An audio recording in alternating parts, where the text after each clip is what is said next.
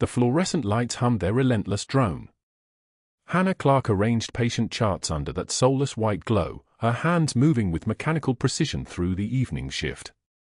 Sacred Heart Hospital's ER smelled of antiseptic and floor wax, that particular industrial stench of places where the broken came to be mended. The clock above the trauma bay read 11:56 p.m. 13 minutes until the night deepened into its quietest hour. She didn't tremble. That's what people would remember later, or rather, what they would fail to remember, that she never trembled, not once, even when the world was collapsing around her. But in these small moments, alone with the charts, her fingers betrayed something. A slight tremor. A muscle memory trying to wake up after 20 years of sedation. He didn't see what those hands had done. Dr. Caldwell, chief of surgery, passed by her station without acknowledgement, his designer loafers clicking against the tile floor with the sound of privilege. He didn't see the scarred forearms beneath her long sleeves, the surgical precision in her grip as she cross-referenced lab results, the barely perceptible limp from shrapnel embedded in her left thigh that she'd never reported because reporting would mean questions. He didn't see Major Hannah Clarke, holder of 2 silver stars, a Purple Heart, and a Distinguished Service Cross, buried under federal erasure for exactly 20 years, 3 months, and 16 days. She touched the dog tag in her scrub pocket. Just once. The broken chain was cool against her fingertips, worn smooth from 1,000 other times she'd done this exact motion. The ritual of it. The rosary of the dead. The ER doors burst open at 11:52 p.m. The paramedics' radio crackled first, incoming trauma, multiple GSW equivalent, IED blast victim, special forces, ETA 2 minutes. Then came the boots. Heavy boots on the ambulance bay floor. The sound of catastrophe arriving on wheels. Hannah didn't look up. Not at first. She finished the chart. Wrote the last note in blue ink. Placed the pen in the cup with the 17 other pens that no one would use because they were all out of ink. Then she stood and turned toward the trauma bay. The stretcher came through the doors like a wave breaking against shore. Sergeant Marcus Webb, she would learn his name later, but she knew him before she ever heard it. The IED blast had taken most of the soft tissue from his right shoulder, the bone exposed in places that looked like a butcher's work. His face was a map of trauma. But that wasn't what stopped her breath. That wasn't what made her hands go absolutely still. The scar on his neck. A tracheotomy scar. Precise. Professional. Old enough to have healed with that particular silvered quality that comes from 2 decades of living with a wound. She knew that scar the way you know your own reflection. She had made that scar. Not on this man. On an 8-year-old boy with dark eyes and a name she wasn't supposed to remember anymore because names could be dangerous to people you loved. Helmand Province. 2004, Sanjin Valley. The boy's name was Rashid, and his lungs had been filling with blood from an IED blast that had killed everyone else in his family. She had performed a field thoracotomy with a combat knife because the alternatives were watching him die or watching him drown in his own blood, and neither was acceptable to someone trained to keep people alive at any cost. She had cut open his chest in a compound 30 kilometers from the nearest airfield, her hand steady while her squad provided overwatch and her CO screamed for the medevac. The knife had been dull. The blood had been everywhere. But the scar had healed, and sometimes, most times, really, she didn't think about the 8-year-old boy anymore because thinking about him was a violation of the federal erasure agreement she'd signed in blood and silence. But here was the scar. On this soldier's neck. Hannah moved toward the trauma bay. The ER team parted for her like she'd called out orders, which she hadn't. Dr. Caldwell was already there, barking instructions, his surgical gloves snapping on with the crack of a whip. The monitor screens came alive. The 4 lines went in. The room became a symphony of crisis management, each person playing their instrument in the orchestration of keeping someone alive. Her hands knew what to do. 20 years of nursing gave her that. But her eyes kept returning to the scar. She was assessing the carotid injury, preparing the neck wound for imaging, when she saw it. The dog tag. One single dog tag on a broken chain, hanging from his wrist. Military issued. Worn. The chain was bent in exactly 3 places, as if someone had tried to break it and failed, then kept trying anyway. Hannah reached for it without thinking. Her fingers closed around the metal. It was warm from his body heat. She turned it over to read the name, and something inside her chest performed its own kind of thoracotomy, splitting open in a way that was dangerous and irreversible. The name on the dog tag was the same as it had always been. Not Rashid. That was the Afghan name, the child's name. The boy had been born in Philadelphia, evacuated out during his first weeks of life when his mother had fled the early violence. His official name, his American name, the one on official documents, was Marcus Webb. She was looking at the child she had saved in Helmand Province. Grown into a soldier. Broken by the same kind of weapon that had nearly killed him as a boy. Wearing a dog tag that connected to the life he'd been evacuated to, the life he was supposed to have escaped to, the life where he was safe. Status on the chest wall perfusion, Dr. Caldwell said, his voice sharp as a blade. Hannah didn't answer. She was still holding the dog tag. Still reading the name like it might change if she read it a different way. Clarke. Now. Caldwell's voice again. Colder. She released the dog tag. It swung back to rest against Webb's chest. She stepped back from the stretcher. Her face had given nothing away. She'd learned that trick decades ago, when her life had depended on not showing what she knew, not revealing what she understood, not letting anyone glimpse the machinery underneath the skin, but her hands had made a mistake. For exactly 3 seconds, her hands had moved with military precision. Dr. Caldwell noticed. He was standing on the opposite side of the stretcher, calling for a portable X-ray, ordering an ICU bed, managing the chaos with the competent authority of someone who'd been making decisions about life and death for 15 years. But his eyes found hers for just long enough to register what he'd seen. Not the hesitation of a nurse. Not the gentleness of a civilian caregiver. The practiced, economical movements of someone trained by the military to do exactly what needed to be done with the minimum of wasted motion. He watched her step back. Watched her place her hands flat against her legs to steady them. Watched her take one measured breath, not panicked, not fearful, just resetting, and return to work. Then his eyes moved to the dog tag, and he watched her follow the dog tag with her gaze for 1 microsecond too long. Dr. Caldwell had been covering his supply diversion scheme for 3 years. 3 years of carefully redirecting surgical equipment, high-end anesthesia monitors, orthopedic implants, surgical-grade LED lighting systems, through a network of private cosmetic clinics where the markup was obscene. He'd made $47,000 a month. He'd never been caught because he understood institutional systems, understood how to work inside the cracks, understood that most people only saw what they were told to see. But he also understood threat assessment. And standing in the trauma bay of Sacred Heart Hospital, watching a civilian nurse move like a soldier, watching her recognize something in this patient that she shouldn't possibly know, watching her hand shake for precisely 1 second before she controlled it, he understood that he had a problem. The room went silent except for the monitor beeping. The monitor beeping and the ventilator hissing and the fluorescent lights humming their endless low drone. Dr. Caldwell's eyes narrowed. Not in anger. In calculation. Everyone out except essential personnel, he said quietly. Clarke, you stay. I need someone who knows their way around a neck wound. But that wasn't what he was really saying. What he was really saying was, I saw you. I know you know something. I'm deciding right now whether you're a problem I can manage or a problem I need to eliminate. Hannah nodded and moved to the sink to wash her hands. The water was exactly as hot as it should be.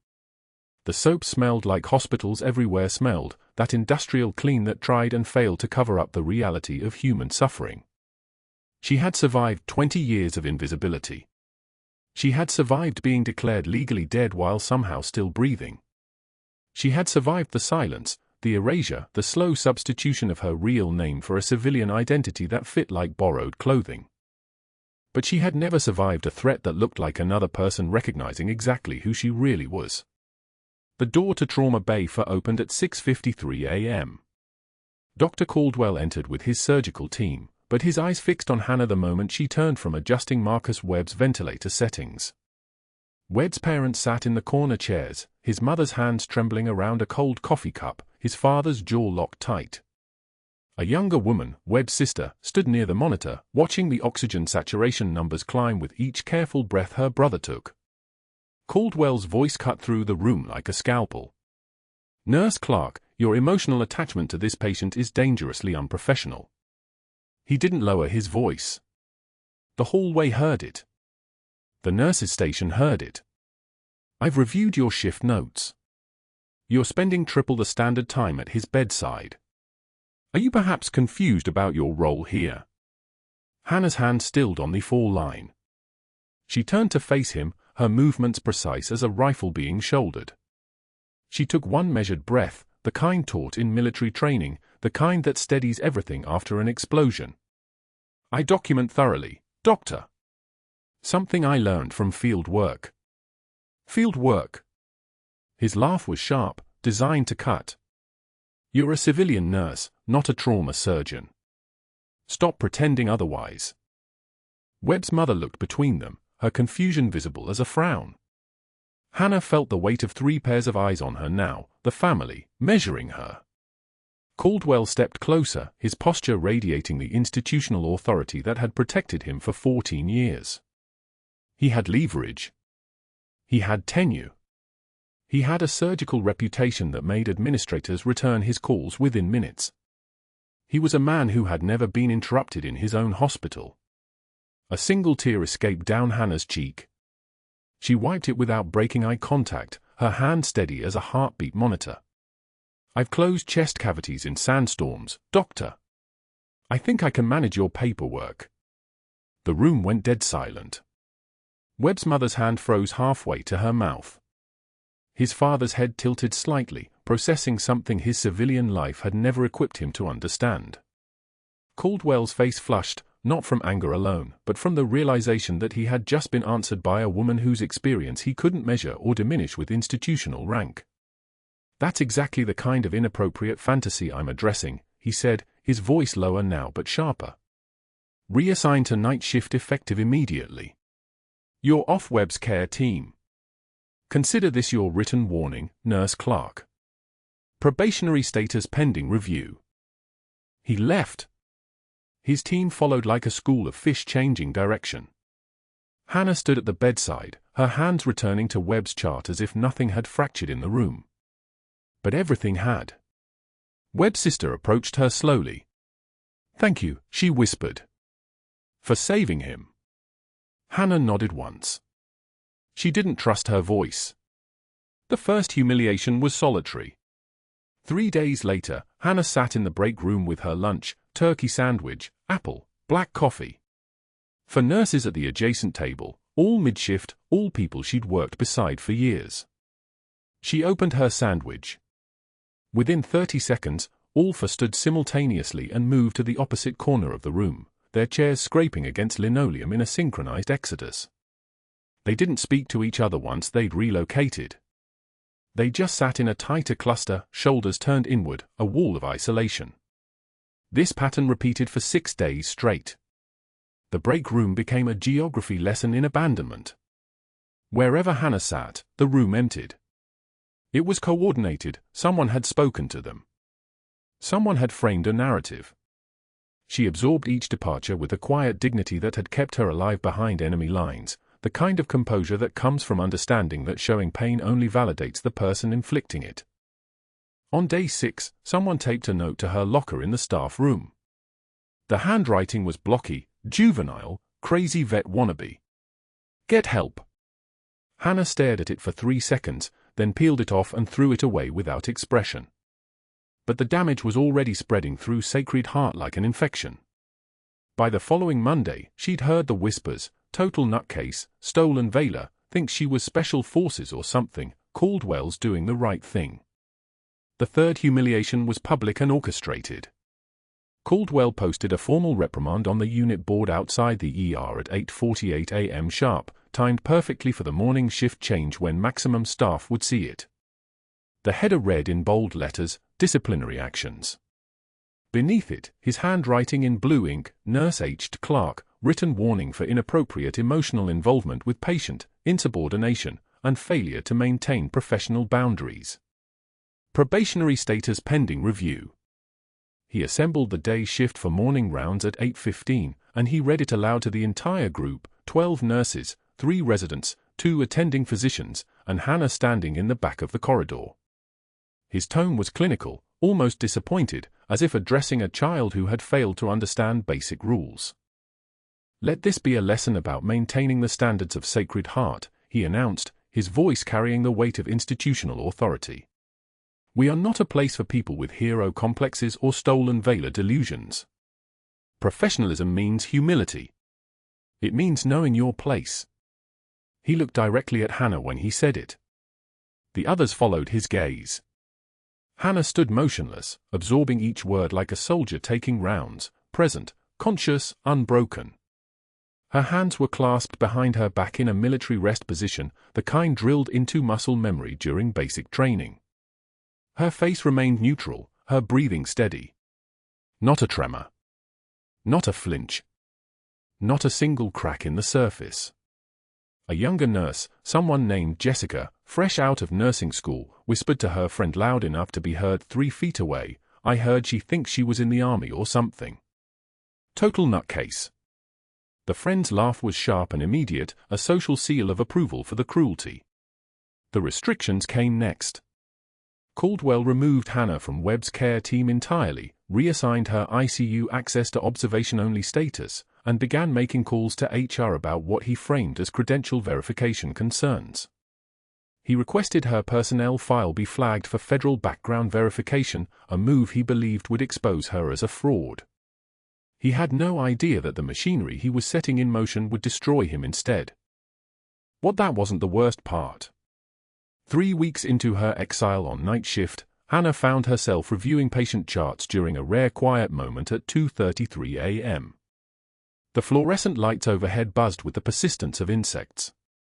Webb's chart was accessible to her remotely. Caldwell had forgotten that restriction only applied to her physical presence in the ICU. She scrolled through his recent entries, noting the healing trajectory. The soldier's oxygen levels were stable now. The tracheotomy was holding. He was alive because she had known exactly what to do in the first 3 minutes after his arrival. But something else was alive too, a pattern. She cross-referenced the supply orders logged under Webb's patient code against the post-operative protocols for his injury profile. The numbers didn't match. Cardiac monitors ordered in quantities that exceeded his medical needs. Specialized surgical equipment signed out and logged as used in his room, but the physical inventory sheets from the supply room told a different story. The equipment was disappearing. Being routed elsewhere. Caldwell was using critical care patients as cover for systematic theft, billing insurance for supplies he was selling to private cosmetic surgery clinics, a scheme worth approximately $847,000 over 3 years. She documented the irregularities in her personal notebook with dates and equipment codes. She photographed 3 pages of inventory records with her phone, unsure what to do with evidence that could expose her military past just as easily as it exposed him. The truth would require witnesses she couldn't produce, documentation from operations she was supposed to be dead during, confirmation from military structures that had officially erased her. Rain hammered the Philadelphia streets at 10:56 p.m. as Hannah drove to Laurel Hill Cemetery, where her late husband lay buried under a stone that read Thomas Clarke, 1978 to 2008, beloved. The rain felt like static electricity against her windshield. She parked and walked to his grave in the downpour, mud soaking through her civilian shoes, her uniform still in her closet after 20 years. She knelt beside the stone. "I'm sorry," she whispered to the cold ground. "I thought I could stay invisible, but I failed us again. Caldwell's going to dig into my background. When he does, everything we sacrifice disappears. The operation, the names, the bodies we carried out, it all comes back. I should have just walked away. Should have let Webb die and kept my mouth shut." Her phone buzzed at 11:04 p.m. The mass casualty alert glowed across her screen in red letters, all personnel recalled. Downtown bombing. Trauma incoming. She stood. She wiped the rain from her face. She drove back to Sacred Heart, her hand steady on the wheel, her mind already transitioning from civilian nurse to the thing she had tried to bury for 2 decades. The ER was chaos at 11:33 p.m. 17 critical patients. Blood on the floor in patterns that told stories of blast radius and shrapnel velocity. Families screaming. Monitors alarming in discordant symphony. Paramedics calling out vitals with the machine gun precision of people trained to deliver information under pressure. Hannah changed into surgical scrubs. She didn't wait to be assigned. She moved through the controlled chaos with the kind of purposeful economy of motion that came from having trained in actual combat medicine, not simulations, not textbooks, but the real thing performed under fire with equipment that was never quite what you needed and time that was always running out. Trauma Bay 3. A young woman, early 20s, blonde hair matted with blood. Blast trauma from the downtown explosion, shrapnel laceration to the left anterior chest wall, collapsed left lung, tension pneumothorax. The kind of injury that kills in minutes if not addressed correctly. Dr. Caldwell stood frozen over the patient, his hands hovering above the open chest cavity. His face was the color of old parchment. His surgical precision, the thing that had protected him, defined him, given him institutional weight, had evaporated under real pressure. "She needs decompression now, doctor," the attending paramedic shouted, his own hands moving automatically toward equipment. Caldwell fumbled with a needle kit. His fingers wouldn't cooperate. He dropped it. The kit clattered against the metal tray. His strategic competence, his phone calls, his institutional authority, none of it mattered in the 30 seconds of real crisis. He was a man who had built his entire identity on never being truly tested, and now he was failing at the moment it counted. Hannah didn't ask for permission. She didn't request access. She pushed through the trauma bay door, moved to the crash cart, and took a 14-gauge angiocath needle with her left hand. Her right hand found the second intercostal space, mid-clavicular line, with the kind of precision that comes from having done this procedure under fire with a combat knife in sandstorms in Helmand Province. She inserted the needle. The hiss of air escaping was immediate, the sound of a lung re-inflating, of a patient returning to the land of the living. The young woman's oxygen saturation climbed immediately. 68, 75, 82, 88. Stable. The paramedic whispered, "That's combat medicine." "Where'd you learn that?" Hannah didn't answer. She was already moving to the next patient, her hand steady, her voice calm, her entire being operating on protocols written in blood and muscle memory. She had become the thing Caldwell had tried to humiliate out of existence. Caldwell watched her from across Trauma Bay 3, his face the texture of ash. 3 weeks into the night shift, Hannah pulled up Marcus Webb's chart on the hospital system at 2 in the morning, the trauma bay finally quiet enough to breathe. Stable vitals. Oxygen saturation holding at 98%. The chest tube draining clear fluid now instead of blood. He was healing. The kind of healing that made you believe in second chances, even when you'd stopped believing in them for yourself. But Caldwell had personally taken over his care. Not unusual for a chief of surgery with a high-profile case, except Hannah had seen the notation in the chart 3 times now, Dr. Caldwell, personal rounds, 11 p.m., 1 a.m., 3 a.m. Obsessive monitoring. She knew the difference between thoroughness and control. Caldwell wasn't protecting Webb. He was watching him. Making sure Webb didn't say anything to anyone else about the things he shouldn't have known. The things that could connect a classified operation in Helmand Province to a civilian nurse wearing scrubs at Sacred Heart. The fluorescent lights above the charting station buzzed their constant electric hum. Hannah's fingers moved across the keyboard, documenting a patient's declining renal function, when the overhead intercom crackled to life. Static first. Then the dispatcher's voice, tight with urgency, "All available personnel, mass casualty event. Downtown bombing, Independence Square. ETA incoming multiple ambulances, trauma alert." The ER went from midnight silence to controlled chaos in 40 seconds. Doors unsealing, staff mobilizing, trauma bays being prepped like operating theaters before a war. The smell hit first, antiseptic being sprayed onto already clean surfaces, that sharp chemical bite mixed with the ozone tang of electrical systems powering up to full capacity. Someone rolled a crash cart past the nurse's station, the metal frame clattering against the tile with a sound like chain-link fence rattling in wind. Hannah moved with the current, not against it. Night shift was her world now, the skeleton crew she'd been exiled into. She grabbed a trauma gown from the supply cart, the plastic crinkling under her hands like dried skin. For other nurses materialized in the hallway, their faces set with that particular blend of dread and purpose that came with mass casualty calls. This was what they trained for.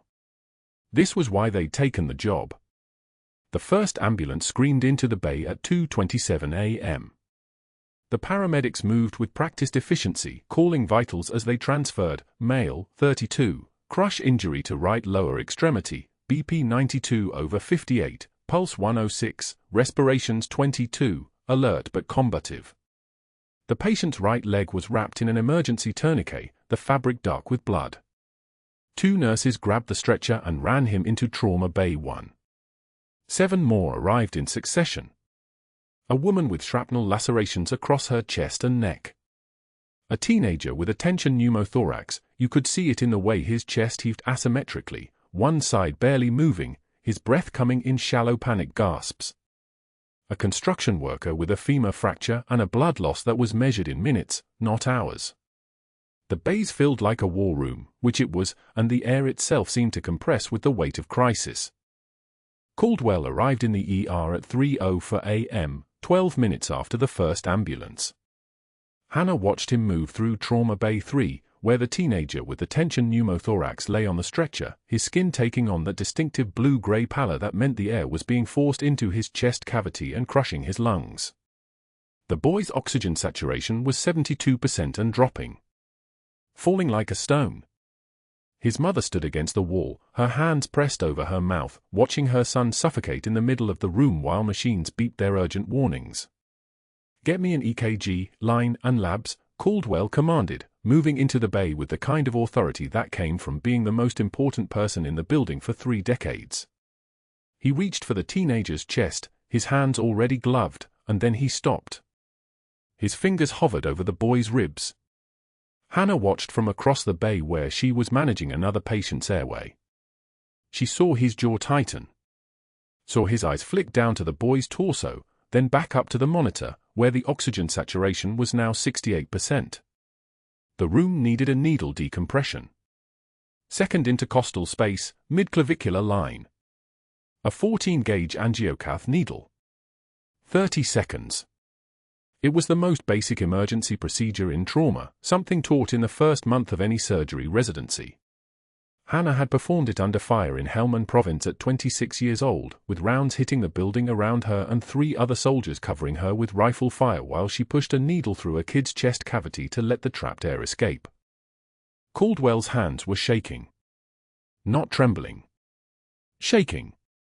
The kind of deep involuntary movement that came from the autonomic nervous system shutting down under pressure. His surgeon's hands, the hands that had spent 3 decades holding scalpels and sutures and the thin line between life and death, were failing him now, when they mattered most. The boy's oxygen dropped to 64%. His lips were turning purple. His eyes rolled back slightly, the whites showing, the kind of thing that happened when the brain wasn't getting enough oxygen. "Dr. Caldwell." One of the junior residents was standing next to him, waiting for orders. The boy was dying. The room knew it. The mother knew it. The machines were screaming it. Caldwell didn't move. He was still staring at the boy's chest.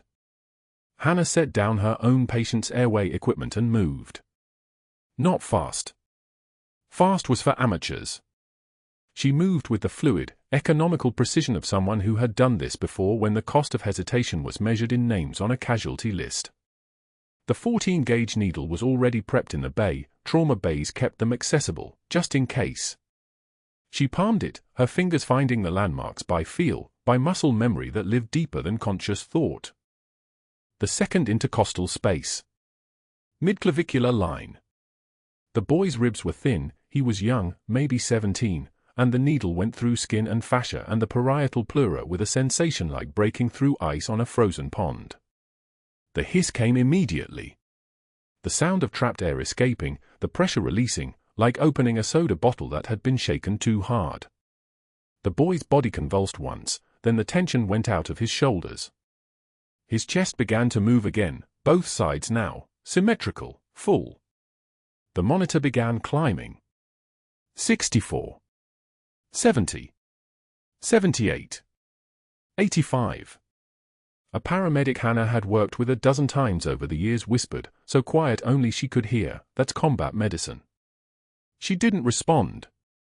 She was already moving to the next patient, her hands clean, her voice steady as she called orders to the other nurses. The boy would live. His mother would get to take him home. The machine would be fixed because someone had known how to fix it when the person who was supposed to had frozen. Caldwell stood motionless in the bay, watching Hannah move through the controlled chaos with the kind of efficiency that took years to build but only seconds to recognize. His face had gone the color of old ash. He saw what she'd done. More than that, he saw how she'd done it. The precision. The certainty. The absolute absence of hesitation that came from having done it before when the stakes were genuinely infinite. By 5:11 a.m., all 8 patients from the bombing had been triaged, stabilized, or moved to surgery. The ER had transformed back into something resembling order. The smell of blood was still there, you never quite got that out of the air, but the crisis energy had shifted into post-crisis efficiency. Charting. Follow-ups. The careful documentation of who lived and why. Hannah was finishing a patient's admission note when she heard Caldwell's voice from his office, crisp and controlled, speaking into his phone. "I need a full federal background verification on Hannah Clarke. I have reason to believe her nursing credentials are fraudulent. Possible stolen valor. She performed a procedure tonight that suggests unauthorized military training." The pause. Someone on the other end, listening. "Yes. I'll email you the details. And I need this flagged high priority." Hannah's fingers kept moving across the keyboard. Document the present. Let the past take care of itself. But she could feel the machinery turning now, the gears that Caldwell had set in motion beginning to mesh, beginning to turn. The background check he'd ordered weeks ago was already processing. The Pentagon had already been pinged. The domino that would topple every other domino was already falling. She had maybe hours before her life changed again. Before the federal erasure that had kept her alive for 20 years began to crack. The cleaning crew came through at dawn, mopping the blood off the trauma bay floors, and the hospital returned to the steady rhythm of a place where people healed. Hannah finished her shift at 7, clocked out without speaking to anyone, and drove to the cemetery where her husband had been buried under a name that wasn't his, in a grave the CIA had arranged, in a cemetery that didn't officially know he'd been there at all. She stood in the morning rain with her hands in her pockets, the fabric of her scrub still damp with other people's tears, and thought about the choices that had led her here. 20 years ago, Major Hannah Clarke had died in an operation in Helmand Province. Tonight, Major Hannah Clarke had come back to life in a trauma bay at Sacred Heart Hospital, and Dr. Caldwell had seen her do it. Within 6 hours of Hannah's hand saving Marcus Webb's life, Dr. Caldwell made 4 phone calls that would meticulously dismantle her. The first call went to Patricia Nguyen, the hospital's HR director. His voice carried the weight of institutional concern, the tone of a man protecting his colleagues from a threat. "Patricia, we need to discuss Hannah Clarke's credentials. I performed an emergency resuscitation with her last night, and her knowledge of classified military procedures was concerning. I'm requesting a full federal background verification before she touches another patient." He paused, letting the implication settle. "I can't prove anything yet, but her resume is incomplete prior to 2003. That's a red flag." The second call reached the hospital administrator. Caldwell's voice had shifted, urgent now, commanding. "She's a security risk. I need her badge deactivated pending investigation." If her military background check comes back fabricated, we're liable for everything she's touched in this hospital. By noon, he'd contacted a federal credentialing agency and a former colleague at Johns Hopkins with connections to the state nursing board. Each call was surgical. Each one planted the same seed: Hannah Clarke's past didn't exist, which meant Hannah Clarke herself might not exist. What Caldwell didn't know was that those calls were being monitored. Not by his hospital. By the Pentagon. Hannah arrived for her 7 p.m. shift and found her badge inactive. The lock wouldn't turn. Her hands went steady, muscle memory of things going wrong in confined spaces, but she didn't push against the door. She walked to the administrative office instead. Patricia Nguyen sat behind her desk with the expression of someone executing an unpleasant task. "Your shifts are suspended pending investigation," Patricia said, sliding a folder across the desk. "HR received allegations regarding your credentials and background. Until we verify your employment history, you're barred from all patient care areas." Hannah's voice came out level. "What allegations?" "Credential falsification. Possible stolen valor." Patricia couldn't meet her eyes. "Your nursing license was issued under a statute we can't access. Federal level. That alone triggers a security investigation." Hannah's fingers found the dog tag in her pocket. Cold metal. The only thing that proved she'd ever been anything other than a nurse. "How long does verification take?" "Unknown. Security's clearing your locker now as a precaution." The folder was already open when Hannah reached her locker in the break room. 2 officers in blazers were photographing her belongings. A sweater. A half-empty coffee mug. The framed photo of Thomas in his CIA dress uniform, taken the week before Helmand. The only evidence she'd ever loved anyone.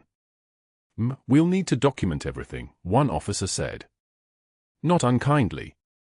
Just efficiently. Hannah packed the photo herself. Didn't flinch as they photographed it. Didn't speak as they sealed everything in an evidence bag. The composure of someone who'd buried her own identity once already, burying it again felt like rote procedure. By 6 p.m., an email went hospital-wide. Caldwell's handwriting, his timing, his particular talent for turning truth into weapon. All staff are advised that Hannah Clarke is under investigation for credential falsification and possible stolen valor. Claims of military service are unsubstantiated and likely fabricated. Please direct any relevant information to HR. Ms. Clarke is suspended effective immediately pending federal review. The email landed in Marcus Webb's inbox as he sat in his hospital bed, clearance improving, breathing steady. His hands went very still as he read the words "stolen valor." Not possible. The scar on his neck had been made by hands that knew how to save lives under fire. Those hands didn't belong to a fraud. He reached for his phone and scrolled through contacts preserved in his memory for 2 decades, a number he'd memorized as a child, learned to dial as a teenager, called only once in his adult life, on the day his father was killed. Commander James Reeves answered on the second ring. The voice came through unchanged by 20 years. "Webb. Sir, I found her. The medic from the operation. She's a nurse here in Philadelphia, and the hospital's trying to destroy her." Silence on the line. The kind of silence that precedes orders. The kind that turns individual decisions into institutional movements. "Tell me," Reeves said. When Hannah got home, the termination letter was waiting in her mailbox. The letterhead of Sacred Heart Hospital. The official seal. The language clinical and final, effective immediately, employment terminated for cause. Credential fraud. Insubordination. Conduct unbecoming hospital standards. Your nursing license will be reported to the Pennsylvania State Board of Nursing. You are barred from all hospital properties. 20 years. 2 decades of keeping her head down, her voice soft, her past buried. 20 years of Thomas telling her she could disappear if she just stayed small enough. And it had taken her 6 hours of doing what she was trained to do, saving a life, to unravel everything. The rain started as she drove to the cemetery. Not gentle rain. The kind that hammered windshields like accusations. The kind that sounded like rotor blades. The headstone was marble and understatement. Thomas Clarke, 1969 to 2003. CIA, beloved. Below the engraving, someone had left a stone, a tradition she'd never understood until now. A way of marking that the dead had been visited. That someone remembered. She pressed her palm against the wet stone. The rain soaked through her jacket. Her breath came in small measured increments, nothing visible, nothing dramatic, just the mechanics of a woman who'd learned to breathe through pain. "I'm sorry," she whispered. "I thought I could stay invisible. But I failed us again. I saw something I wasn't supposed to see, and now they know I know too much to be just a nurse." The rain blurred her vision. Not tears, she didn't have the capacity for that anymore. Just water from the sky, running down her face like evidence. "I promised you the operation was over. I promised we were safe if I stayed quiet." She pulled the dog tag from her pocket. The single chain, broken 20 years ago when she'd ripped it off her neck before evac, refusing to carry the weight of who she'd been into, who she'd become. But that was always a lie, wasn't it? They never let us be safe. They just made us forget. She didn't know that at Naval Air Station Oceana in Virginia, a single phone call from Commander Reeves had triggered a chain of command that moved like lightning. That the moment Webb said her call sign, Ghost, Reeves had activated contacts at JSOC, who'd contacted the Defense Intelligence Agency, who'd cross-referenced Hannah Clarke's classified status against the background check Caldwell had ordered.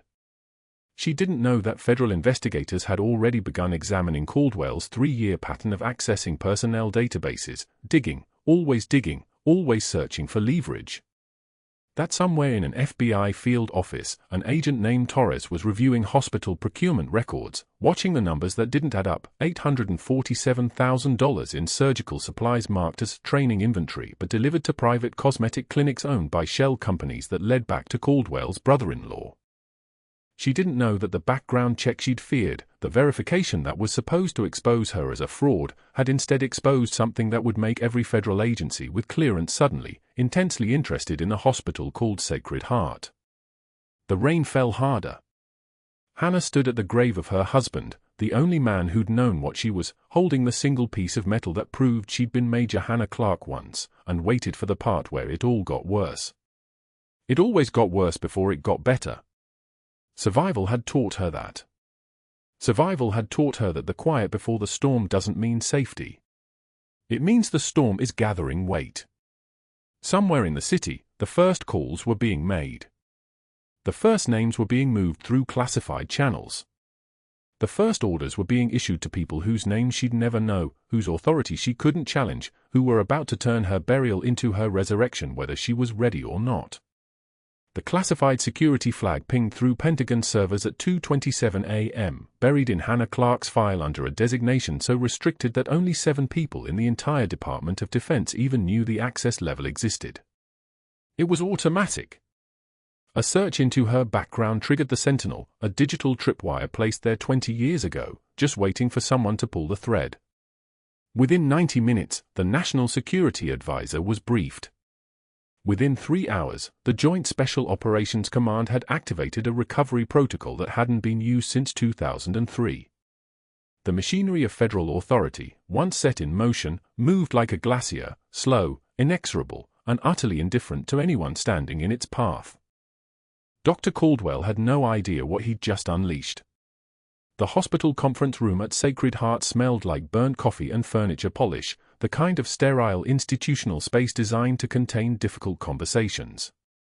Hannah sat in the 3rd row, her hands folded in her lap, her face a mask of professional composure. She'd been summoned an hour ago with no explanation, just a security escort to the basement level where administrative decisions were made by people who wore silk ties and spoke in measured tones.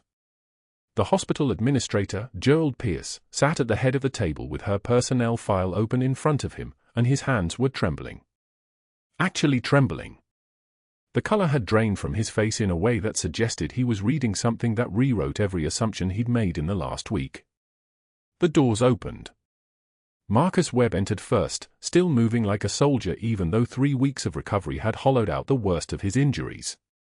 He was in his dress uniform, army combat uniform with the fabric crisp and new, his medals already pinned, his bearing so upright it looked like it required a steel rod running through his spine.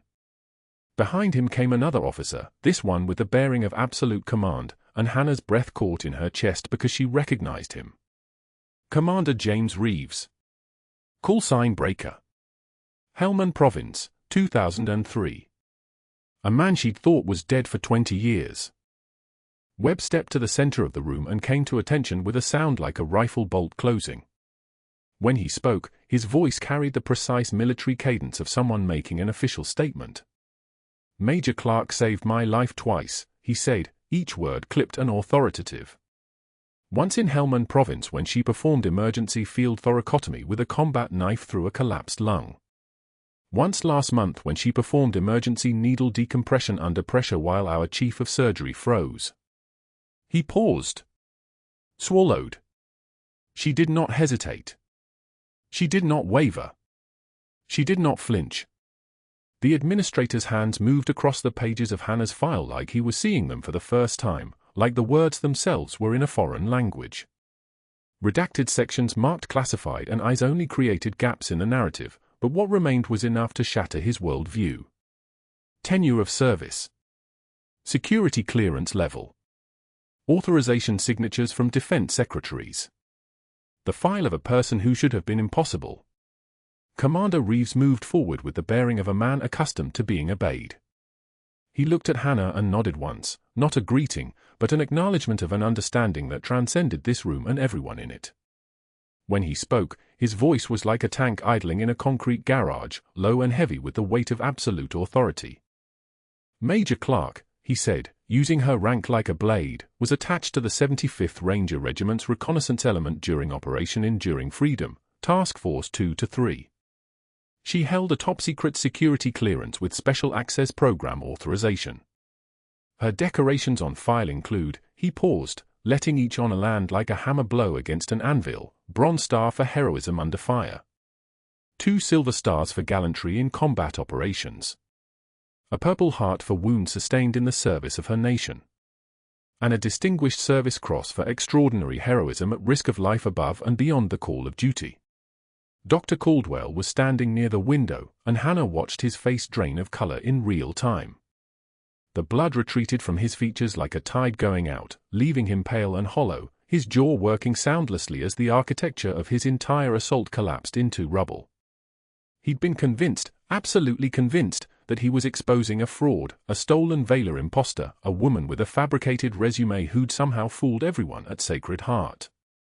Instead, he was standing in a conference room watching his own destruction being read aloud by a military commander whose uniform carried insignia that meant he answered to people Caldwell would never meet.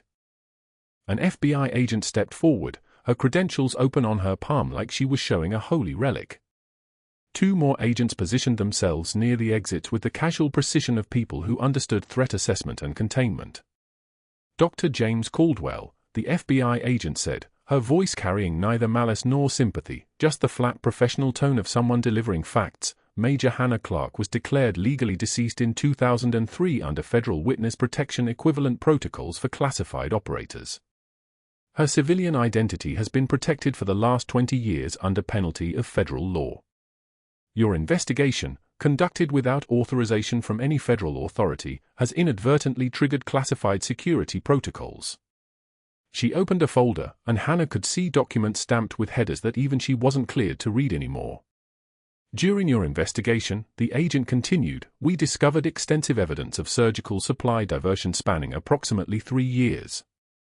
Brand new equipment, trauma shears, surgical drapes, stainless steel instruments, sterile packs of sutures worth approximately $18,000 per month, logged as destroyed or damaged but actually diverted to private cosmetic surgery clinics in the greater Philadelphia area. Documentation from Metro Plastics and Radiant Aesthetics confirms your arrangement with their procurement officers. We have financial records showing monthly payments to a shell account registered in your name. We have witness statements from 2 clinic managers who will testify that you negotiated pricing directly with them. The silence in the room was so thick you could operate in it. Caldwell's attorney, a woman in a navy blazer who'd been sitting quietly until this moment, put her hand on his shoulder and said something Hannah couldn't hear. His response was barely audible. She watched him age in real time, watched the architecture of his confidence and arrogance crumble into genuine confusion about how a power play had transformed into criminal prosecution. "You're under arrest," the FBI agent said simply, and Caldwell didn't resist as one of the other agents read his rights in the kind of flat, procedural voice that came from having performed the action hundreds of times before. Hannah still hadn't moved. Still hadn't spoken. Her hands remained folded in her lap, her face a study in military composure even as the room transformed around her. Webb was watching her with an expression she couldn't quite read, something between gratitude and sorrow, between recognition and apology that they'd both carried the weight of this secret for so long. The administrator set Hannah's file down with both hands, as if it might explode if he wasn't careful. "Major Clarke," he said, and the sound of her rank from his lips felt like the first authentic thing anyone had said to her in 20 years. He stopped. Restarted. "I need to know what you need from us to make this right." 2. Hannah held up one hand. Gestured for silence. The room obeyed. When she spoke, her voice carried an authority that seemed to reshape the space around her, the mask of the obedient civilian nurse slipping away like a shed skin, revealing something harder and more precisely calibrated underneath. "The only thing I need," Hannah said, each word clean and clipped, "is my position back. Full access to the trauma ward. And for everyone to pretend the last 3 weeks never happened." She turned to Marcus Webb. Held his gaze with the weight of 20 years of unspoken understanding. "You're going to come back to Sacred Heart for physical therapy. I'll oversee your care. No one else. You're going to recover fully because you're going to remember how to live as a civilian, and I'm going to help you remember how to do that without the weight of the mission anymore." Webb nodded. It wasn't a request. It was a command, and he understood it perfectly. Commander Reeves stepped forward with a folder that Hannah recognized immediately. It was her reclassification paperwork, the documents that would officially resurrect her from 20 years of federal burial. All the signatures were already there. All the seals were already pressed into the paper. Someone in Washington had moved fast once the protocols activated. "Your identity is being restored effective immediately," Reeves said quietly, for her ears only. "The president wants to offer recognition at a private ceremony. 1 week. The East Room. You don't have to accept, but," he paused. "Your country would like to say thank you." Hannah took the folder. Held it against her chest.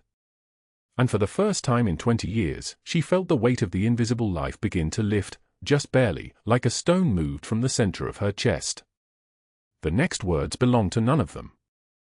They came from outside, from the hallway beyond the conference room, from the hospital itself beginning to wake to a new reality where the woman who'd been hiding in plain sight for 2 decades was finally allowed to be seen. Subscribe for more stories of the people standing quietly in the background, the ones carrying secrets that could reshape entire institutions. Like this video, and comment below. What would you do if the Pentagon called your workplace and told you everything you thought you knew about the person next to you was a lie?